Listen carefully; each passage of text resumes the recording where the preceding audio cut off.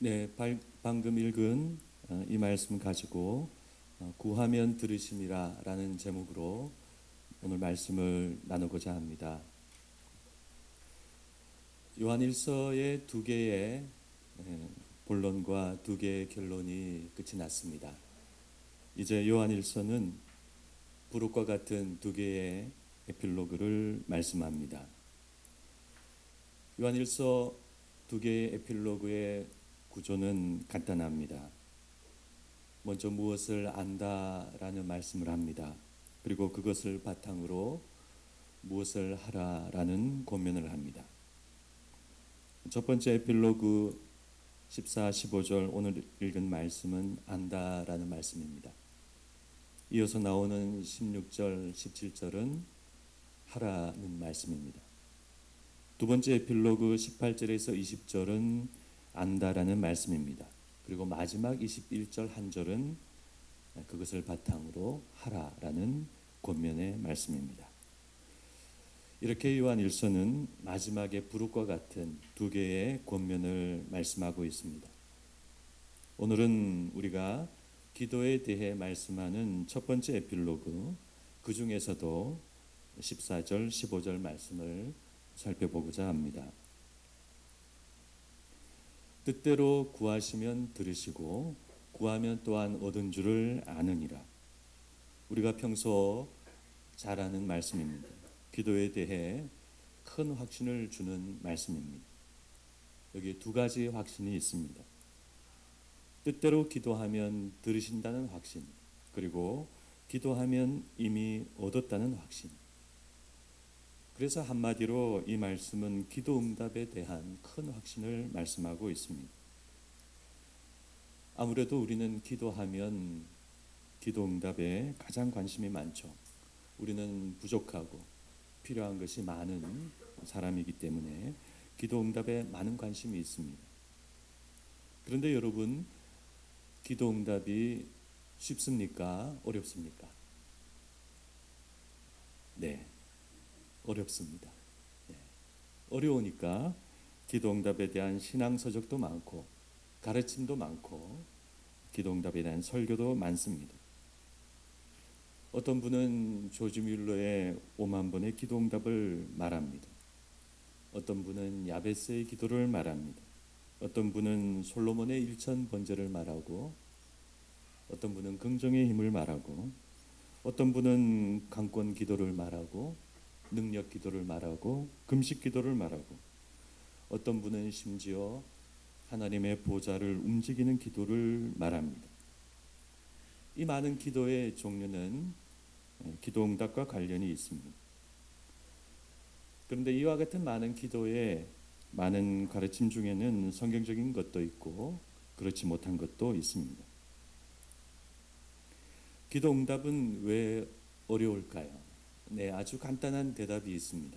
그것은 우리가 기도하는 일들이 대체로 어려운 일들이기 때문입니다.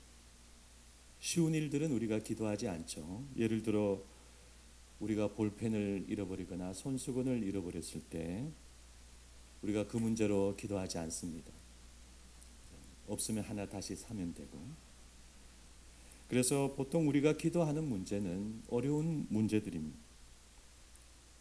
어려운 시험에 합격하게 해주세요. 경제가 지금 어려운데 제가 하는 사업이나 가게가 잘 되게 해주세요.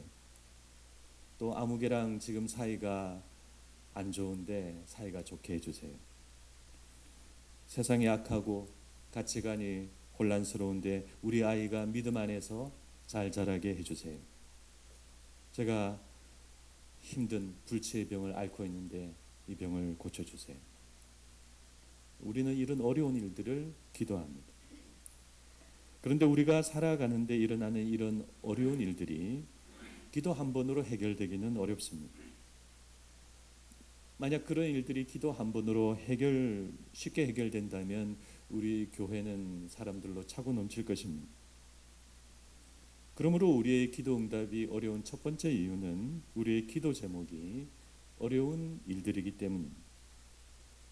어렵다는 것은 하나님이 들어주시기에 어렵다는 의미가 아니라 그 문제들이 하나님이 우리를 두신 이 현실 속에서 시간이 많이 걸리고 또 많은 재정과 노력이 필요하고 사람이 변화되어야 하는 일들이기 때문입니다. 그러므로 우리는 기도 응답에 있어서 먼저 우리의 환상과 욕심을 내려놓아야 합니다. 기도를 통해 한 번에 해결하겠다. 또 기적적으로 해결하겠다. 이런 마음을 내려놓아야 합니다. 기적은 정말 기적처럼 일어나야 합니다. 기적이 일상이 되고 상식이 되면 우리 삶은 오히려 많은 부작용을 갖게 됩니다. 그러므로 기도 응답이든 우리의 구원이든 우리가 살아가는 경제생활이든 한 번에 손쉽게 이루겠다는 생각은 버리시기를 바랍니다. 그래서 오늘 이 말씀을 기도하면 들어주신다는 이 말씀을 그런 의미로 이해하지 않으시기를 바랍니다. 사도 요한도 소위 기도하면 다 이루어진다는 그런 의미로 지금 이 말씀을 하는 것이 아니기 때문입니다. 기도 응답이 어려운 두 번째 이유는 기도만으로 해결되지 않는 일이 많기 때문입니다. 기도는 우리의 특권이고 하나님의 능력의 통로이지만 그러나 그것이 만능은 아닙니다. 아시는 것처럼 옛날 시골에 가면 장터에서 만병통치약을 받는 장사꾼이 있습니다. 이 약만 먹으면 두통도 낫고 또 치통도 낫고 배 아픈 것도 낫고 혈액순환도 잘 되고 또 피부도 좋아지고. 근데 지금도 그런 약을 파는 분들이 있을까요? 그런 것처럼 우리의 일상과 영적인 문제를 해결하는데 아무리 기도가 좋은 것이라도 기도가 결코 만병통치약은 아닙니다. 하나님은 우리에게 많은 은혜의 수단과 방법을 주셨습니다. 기도는 그중 하나의 수단과 방법입니다. 하나님의 말씀은 우리를 변화시키고 자라게 하는 더 나은 수단입니다. 말씀이 없으면 우리는 인간적인 자기 생각으로 기도하게 되고 말씀이 없으면 우리는 기도의 방향도 삶의 방향도 찾기 어렵습니다. 또 성령께서 인도하시고 감동을 주시는 우리의 건전한 생각과 지혜는 급하고 어려운 상황을 해결하는 더 나은 하나님의 수단이 될 수 있습니다. 하나님을 믿고 용기 있게 행동하고 결정하는 우리의 손과 발도 우리의 문제를 해결하는 더 나은 수단이 될 수 있습니다. 하나님은 앞에는 홍해가 있고 뒤에는 애굽의 병거가 있는 위기의 모세에게 이렇게 말씀하셨습니다. 너는 어찌하여 내게 부르짖느냐? 이스라엘 자손에게 명령하여 앞으로 나아가게 하고 지팡이를 들고 손을 바다 위로 내밀어 갈라지게 하라. 모세는 하나님 말씀에 순종했고 홍해는 그들 앞에 갈라졌습니다. 이스라엘 백성이 가나안 땅에 들어갈 때도 마찬가지입니다. 언약궤를 맨 제사장들의 발이 요단강 물에 들어섰을 때 요단강 물은 끊어졌습니다. 그러므로 우리는 하나님이 우리에게 주신 모든 은혜의 수단을 잘 활용해야 합니다. 기도도 하고 말씀도 보고 생각도 하고 용기도 내고 행동도 하고 그렇게 할 때 하나님의 역사는 일어날 수 있습니다. 그러므로 우리는 기도를 절대시하거나 기도 일변도로 생각하지 말고 우리의 문제를 해결하기 위해 하나님이 주신 많은 수단들을 잘 활용해야 합니다. 그렇게 하나님이 주신 여러 수단을 잘 활용하는 사람이 성숙한 사람이고 하나님의 뜻에 밝은 사람이라고 할 수 있습니다. 저는 우리 한국 교회가 지금까지 기도가 부족했다고 생각하지 않습니다. 한국 교회는 기도의 많은 체험과 능력을 경험했습니다. 지금도 많은 교회들과 우리 신실한 신자들은 기도를 많이 하고 계신다고 생각합니다. 그러나 그와 같은 기도에 비해서 다른 하나님의 수단들은 많이 약한 것이 사실입니다. 말씀이 약하고 신학이 약하고 사랑이 약하고 실천이 약하고 성숙한 관계가 약하고 성숙한 생활이 약합니다. 하나님에게만 잘하고 이웃과 사회에 잘하는 것을 잘하지 못했습니다. 열심히 전도하려고만 했지 사회적 책임과 역사적 책임을 감당한 일은 잘 몰랐습니다. 신자들 개인도 신앙생활은 뜨거운데 자신의 일과 가정과 생활 속에서 신자답지 못한 경우가 많았습니다. 그래서 우리 한국 교회는 기도에 많이 기울어진 불균형한 신앙을 가지고 있는 것 같습니다. 그리고 그렇게 된 이유 중에 하나는 우리 민족의 정서 안에 기독교 이전부터 신에게 빌고 염원을 하는 소위 샤머니즘이 많이 내재되어 있기 때문입니다. 제가 드리는 이 말씀을 오해하지 마시기를 바랍니다. 기도를 많이 할 필요가 없다는 의미가 아닙니다. 기도를 많이 하면 당연히 좋은 것인데, 그러나 기도를 절대시하지 말고 기도를 많이 하는 만큼 다른 영적인 하나님의 수단과 균형이 있어야 한다는 말씀입니다. 그래서 설령 기도를 조금 덜 하더라도 우리 신앙이 전체적으로 말씀과 기도와 사랑과 지식과 실천에 균형 있는 성숙한 신앙생활을 한다면 우리는 더 많은 하나님의 은혜와 능력과 응답을 받는 삶을 살 수 있습니다. 기도에서 병 고침을 받는 것보다 더 중요한 것은 병에 걸리지 않는 것입니다. 기도에서 악한 영이 나가는 것보다 더 중요한 것은 평소 악한 영의 지배를 받지 않는 것입니다.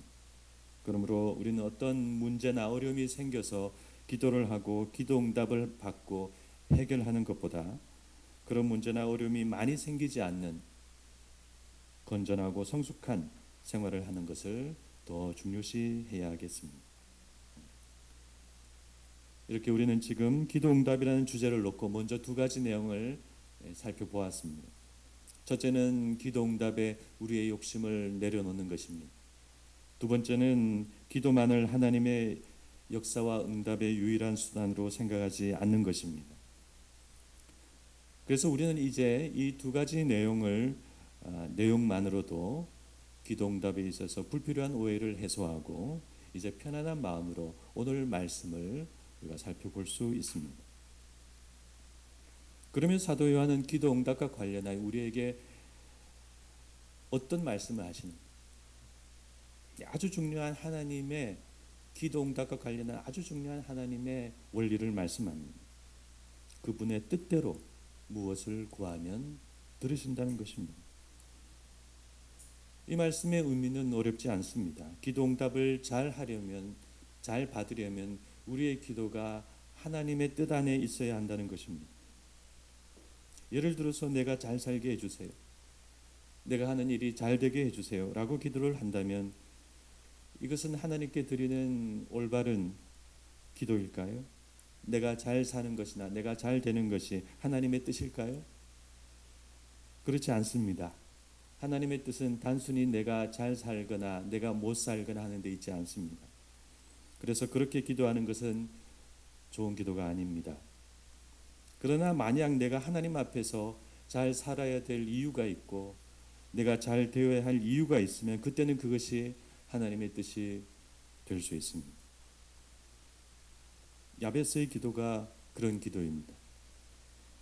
야베스가 이스라엘 하나님께 아뢰어 이르되 주께서 내게 복을 주시려거든 나의 지역을 넓히시고 주의 손으로 나를 도우사 나로 환난을 벗어나 내게 근심이 없게 하옵소서 하였더니 하나님이 그가 구하는 것을 허락하셨더라. 하나님께서 들어주신 야베스의 기도는 단순히 잘 살고 잘 되기를 바라는 개인적인 기도가 아닙니다. 야베스에 대해 성경이 많은 말씀을 하지 않기 때문에 우리가 잘 알 수는 없지만 그는 유다의 자손으로서 사사시대 가나안 땅에 살았던 한 사람이었습니다. 그의 어머니는 매우 어려운 삶 속에서 그를 낳았습니다. 그래서 그를 이름을 야베스라고 지었습니다. 내가 수고로이 낳았다.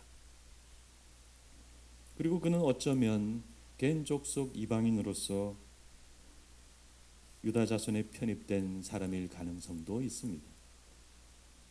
그렇다면 야베스의 기도는 그 어려운 시대에 하나님의 백성의 일원으로서 어려움을 극복하고 지경을 넓히고 그 땅에 정착하고 살아가기를 기도한 그런 기도라고 할 수 있습니다. 마치 갈렙과 같이 안전한 성읍에 머무르지 않고 아직 정복되지 않은 땅을 바라보면서 그것을 정복하고 확장하려고 하는 것, 그것은 하나님의 뜻이죠. 더구나 만약 그가 아무것도 없는 이방인 출신이라면 그런 사람이 하나님을 믿고 더욱 그렇게 나아가고자 하는 것은 하나님의 뜻이라고 할 수 있습니다. 그래서 하나님이 허락하신 것입니다.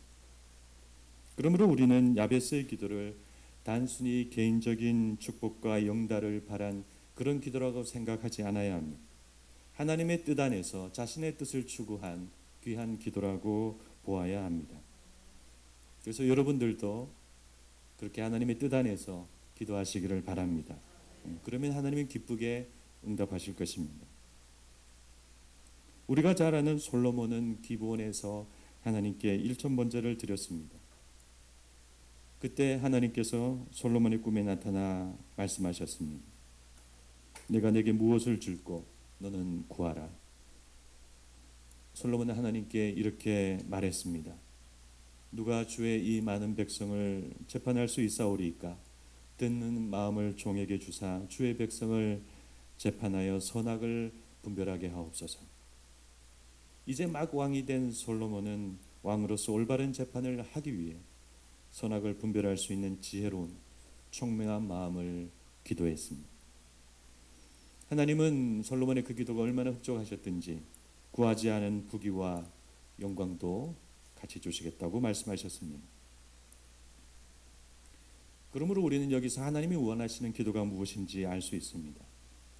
하나님의 일과 하나님이 주시는 삶을 감당하기 위해서 지금 내게 있어야 할 것을 구하는 기도는 하나님이 원하시는 기도입니다. 그런 목적과 이유라면, 그게 돈이라면 돈을 주시고, 그게 능력이라면 능력도 주시고, 그게 성공이라면 성공도 주실 것입니다. 그리고 그런 목적과 이유를 가진 사람이라면 돈이나 능력이나 성공이나 하나님의 축복을 자기 자신을 위해 이기적으로 사용하지 않고 또 스스로 교만하게 되지 않을 것입니다. 그러므로 여러분, 우리가 기도할 때 무조건 내 바람을 기도하지 마시고 하나님의 뜻을 생각하시기를 바랍니다. 내가 구하는 것이 하나님의 뜻인가? 내가 이렇게 해주세요라고 기도하는 것이 하나님의 마음에 맞을까? 생각하면서 기도하시기를 바랍니다. 그런 고민과 생각이 깊을수록 좋은 기도가 됩니다. 그래서 여러분, 성경 안에 있는 많은 기도들을 살펴보시기를 바랍니다. 한나의 기도, 그리고 요나의 기도, 그리고 시편의 많은 기도들, 우리가 그런 기도들을 살펴본다면 우리의 구체적인 삶 속에 있는 나의 이 기도 제목이 하나님의 뜻에 얼마나 합한 것인가 우리가 잘 알 수 있게 됩니다. 하나님은 우리의 모든 기도를 들어주시는 우상의 하나님이 아니라 우리의 마음과 생각을 살피시는 거룩하신 하나님이십니다. 그리고 하나님은 그분의 뜻대로 우리가 구하면 하나님의 때 하나님의 방법으로 들어주시는 그런 하나님이십니다. 오늘 말씀에서 마지막으로 생각할 것은 16절 말씀입니다. 무엇이든지 구하는 바를 들으시는 줄을 안즉 우리가 그에게 구한 그것을 얻은 줄을 또한 아느니라. 이 말씀에서 중요한 부분은 얻은 줄을 안다라고 말씀하는 이 부분입니다. 우리는 하나님의 뜻대로 기도하였고 하나님은 살아계신 신실한 분이시라면 그 논리적 결과는 무엇일까요?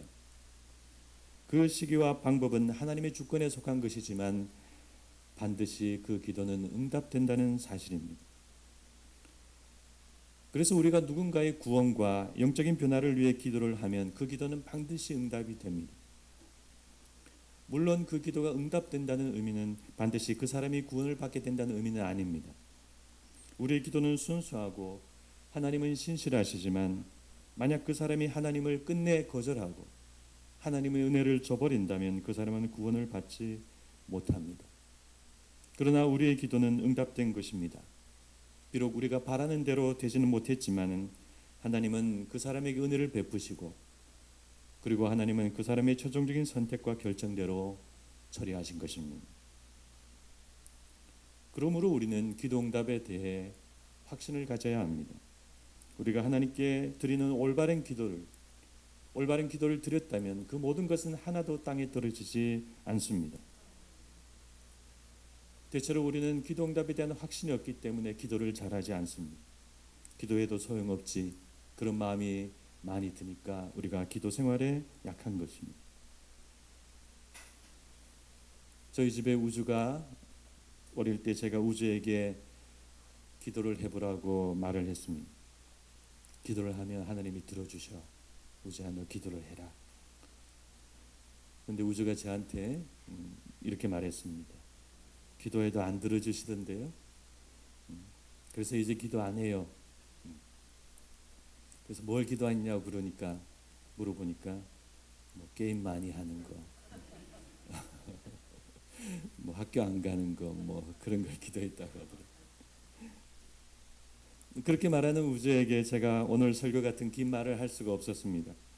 우주가 나중에 커서 하나님을 잘 알게 되면 기도의 중요성도 알고 기도 응답도 알고 기도를 잘할 수 있을 것이라고 그렇게 그때 제가 생각했습니다.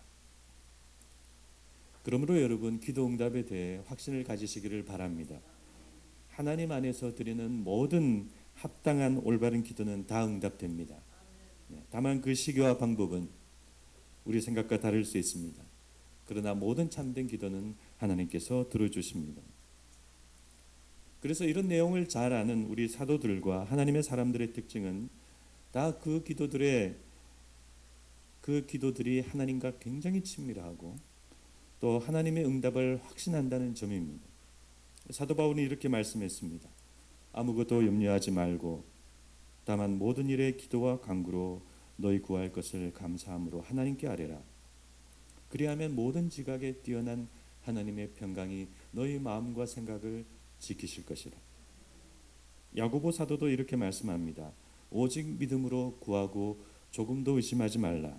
의심하는 자는 마치 바람에 밀려 요동하는 바다 물결 같으니. 여기서 야고보의 이 말씀은 기도의 결과를 조금도 의심하지 말라는 그런 말씀이 아닙니다. 원어는 이렇게 되어 있습니다. 구하라, 믿음 안에서 조금도 의심하지 않으면서. 하나님의 신실하심을 의심하지 말고 기도하라는 그런 말씀입니다. 하나님을 믿고 기도를 확신하는 분들의 기도는 편안합니다. 하나님과의 친밀함과 가까움이 그 기도 가운데 느껴집니다. 미사여구나 중언부언이나 불필요한 힘이나 하나님을 설득하려고 하는 불필요한 설득이나 내 뜻을 관철시키려고 하는 그런 노력이나 그런 것이 기도에 들어가 있지 않습니다. 하나님을 신뢰하면서 믿음과 사랑과 평안 가운데 아름답게 기도를 드립니다. 그분들이 어떻게 그런 기도를 드릴 수 있을까요? 하나님에 대한 확신과 기도에 대한 확신과 기도 응답에 대한 확신을 가지고 있기 때문입니다. 통성기도도 좋고 철야기도도 좋고 금식기도도 좋고 나무 뿌리를 뽑는 기도도 좋지만 그러나 기도의 가장 기초는 하나님에 대한 믿음과 기도 응답의 확신입니다. 그러므로 사도 요한은 그런 확신의 신앙을 가졌기에 오늘 이렇게 이 말씀을 기록하고 있습니다. 그래서 우리가 마지막으로 이 말씀을 한번 같이 우리가 믿음으로 이 말씀을 같이 한번 읽어보도록 하겠습니다. 우리 한번 이 말씀을 한번 보고 같이 한번 고백하도록 하겠습니다. 시작. 그를 향하여 우리의 가진 바 담대한 것이 이것이니 그의 뜻대로 무엇을 구하면 들으십니다. 우리가 무엇이든지 구하는 바를 들으시는 줄을 안즉 우리가 그에게 구한 그것을 또한 얻은 줄을 아느니라. 아멘. 아무쪼록 여러분과 저의 기도가 이와 같은 확신의 기도가 되기를 간절히 바랍니다. 기도하시겠습니다.